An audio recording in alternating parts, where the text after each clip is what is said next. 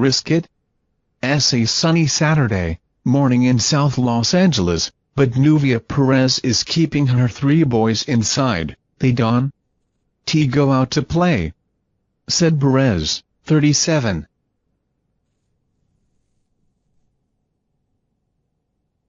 Whose front door faces a 21-acre former industrial site in the heart of Jordan Downs, a housing project. In the housing office, they say everything's all right and not to worry, said Perez in Spanish, but they have found contamination.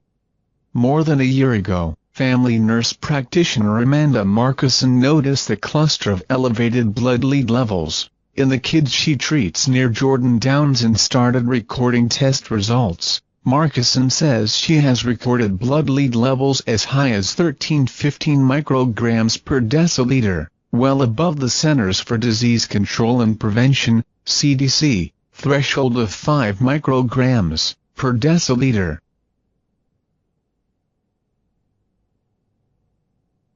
The World Health Organization says there is no known level of lead exposure that is considered safe.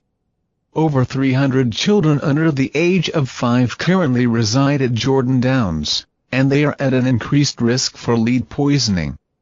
Markusson wrote in a statement, "As a healthcare provider in Watts, it is concerning to see a community put at increased risk for lead and heavy metal poisoning, simply because of where they live." The test results recorded by Markusson are one of several indicators of elevated lead and arsenic levels surrounding a former industrial site. In a region with highest reported cases of lead poisoning in LA County, resident fears have only been heightened by the lead contamination problems that have blighted other low-income and minority communities in the U.S., including those in Flint, Michigan, and East Chicago, Indiana, where more than 1,000 people are now being forced out of their homes. At least 33 U.S. cities used water testing cheats over lead concerns. Read more. The U.S. Housing and Urban Development Secretary recently proposed lowering the level of lead that must be detected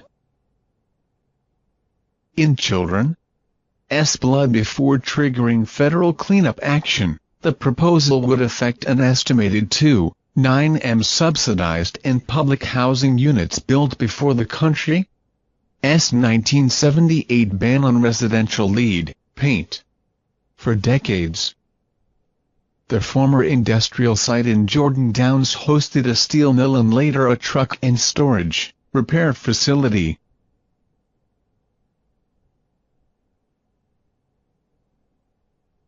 Before the Housing Authority purchased the sites in 2008 to begin a billion-dollar redevelopment project to transform the existing homes into 1,800 mixed-income units.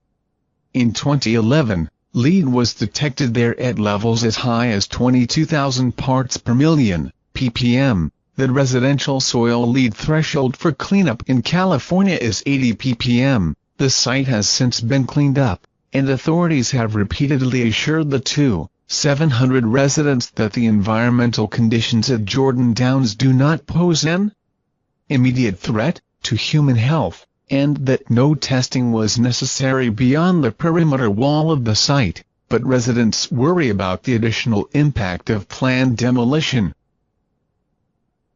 And they see a recent spate of results as validation of their concerns. Tests conducted last month at several schools within a few blocks of Jordan Downs found lead levels as high as 252 ppm. But Robert Lawton, director of the school district's Office of Environmental Health and Safety, said the vast majority of the most elevated lead levels were found lower than 6 inches below the surface, or in other areas inaccessible to people.